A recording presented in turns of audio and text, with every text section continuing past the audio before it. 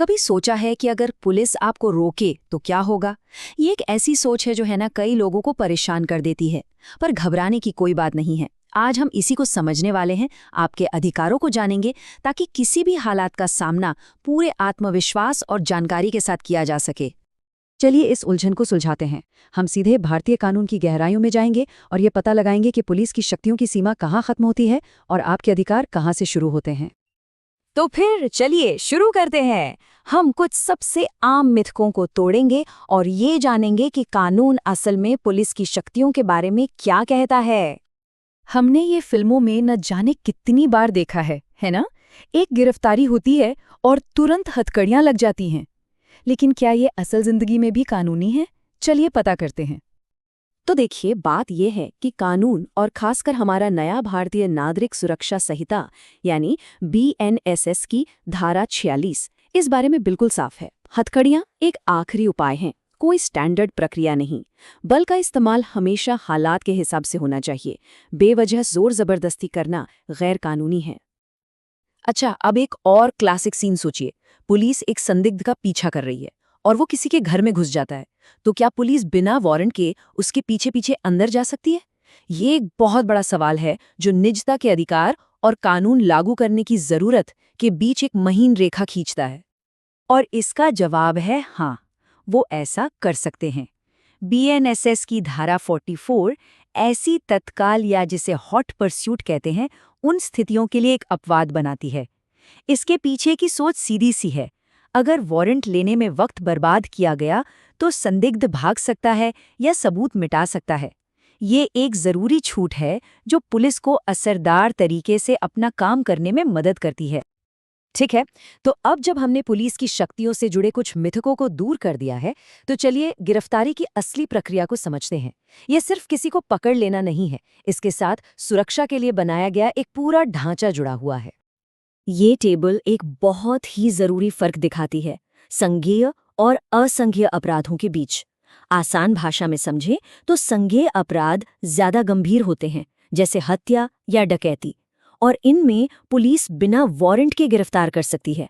वहीं असंज्ञेय अपराध कम गंभीर होते हैं और उनके लिए पुलिस को पहले मजिस्ट्रेट से वारंट लेना पड़ता है। ये अपराध की गंभीरता के आधार पर पुलिस की शक्ति पर एक बहुत बड़ा कंट्रोल है। BNSS की धारा 36 के तहत ये 3 कदम हर एक गिरफ्तारी के लिए बेहद जरूरी है। देखिए, साफ पहचान से पारदर्शिता आती है।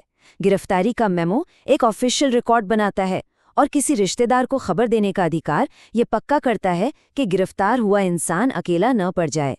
ये सिर्फ कागजी कार्रवाई नहीं है, ये ताकत के गलत इस्तेमाल के खिलाफ बहुत जरूरी सुरक्षा उपाय हैं।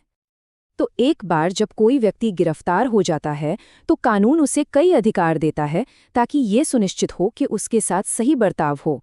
और ये सिर्फ सुझाव नहीं है, ये संवैधानिक और कानूनी अधिकार हैं। चलिए इनमें से कुछ जरूरी अधिकारों पर नजर डालते हैं। गिरफ्तारी की वजह जानने का अधिकार, अपनी पसंद के वकील से बात करने का अधिकार और 24 घंटे के अंदर मैजिस्ट्रेट के सामने पेश होने का अधिकार। ये अधिकार एक तरह से एक सुरक्षा कवच की तरह काम करते हैं, जो ये पक्का करते हैं कि किसी को भी बिना न्यायिक निगरानी के लंबे समय तक हिरासत में न रखा जाए। ये जो बात आप देख रहे हैं, ये मशहूर DK बसु बनाम पश्चिम बंगाल राज्य मामले से है, जो एक ऐतिहासिक फैसला था।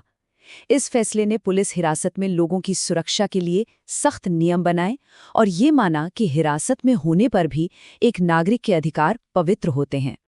गिरफ्तारी के बाद इंसान पुलिस हिरासत में पहुंच जाता है, लेकिन ये हमेशा के लिए नहीं हो सकता। कानून इस बारे में बहुत सख्त समय सीमा और नियम तय करता है कि आगे क्या होगा। 24 घंटे, इस नंबर को याद रखिए, ये वो जरूरी समय सीमा है। पुलिस किसी भी व्यक्ति को इससे ज्यादा समय तक मैजिस्ट्रेट के सामने पेश किए बिना हिरासत में नहीं रख सकती।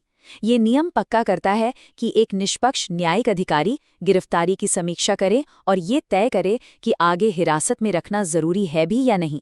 ये पुलिस की शक्ति पर एक बहुत जरूरी नियंत्रण है। और ये जो अनिवार्य मेडिकल जांच है ना, ये एक और बहुत महत्वपूर्ण सुरक्षा उपाय है। इसके 2 काम हैं। एक तो ये पक्का करना कि गिरफ्तार व्यक्ति ठीक है और ज़रूरत पड़ने पर उसे इलाज मिले, और दूसरा ये उसकी शारीरिक हालत का एक ऑफिशियल रिकॉर्ड बनाता है, जो हिरासत में किसी भी तरह के दुर्व्यवहार के खिलाफ एक अहम सबूत बन सकता है। लेकिन तब क्या होता है जब पुलिस खुद कानून तोड़ती है? क्या कोई रास्ता है? बिल्कुल है। सिस्टम में जवाबदेही तय करने के लिए कई रास्ते बनाए गए हैं। ये कुछ सबसे ज़रूरी रास्ते हैं। आप किसी सीनियर पुलिस अफसर से शिकायत कर सकते हैं या आप पुलिस शिकायत प्राधिकरण जैसी किसी बाहरी एजेंसी के पास जा सकते हैं। गंभीर मामलों में आप सीधे मजिस्ट्रेट के पास शिकायत दर्ज करा सकते हैं या गलत गिरफ्तारी के लिए मुआवजे की मांग भी कर सकते हैं। कहने का मतलब यह है कि आपके पास विकल्प मौजूद हैं। अरनेश कुमार दिशा निर्देश तो एक तरह से गेम चेंजर थे। सुप्रीम कोर्ट ने कहा कि गिरफ्तारी, खासतौर पर उन अपराधों के लिए जिनमें 7 साल से कम की सजा होती है, एक आखिरी उपाय होना चाहिए, न कि एक ऑटोमेटिक रिएक्शन। इसने पुलिस को सिर्फ आरोप के आधार पर लोगों को गिरफ्तार करने से रोकने पर जोर दिया, जिससे व्यक्तिगत आज़ादी की रक्षा हुई। तो इस पूरी बातचीत का निचोड़ क्या है?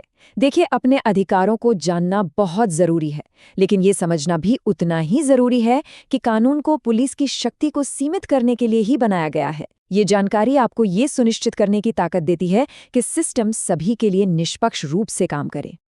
तो हम इस सवाल के साथ अपनी बात खत्म करते हैं। अगर ये सारे अधिकार कागज़ पर मौजूद हैं, तो हम ये कैसे पक्का करें कि असल ज़िंदगी में भी उनका सम्मान हो? इसका जवाब कहीं न कहीं नागरिक जागरूकता और जवाबदेही की मांग में छिपा है। अपने अधिकारों को जानें और उन्हें जानने में दूसरों की भी मदद करें।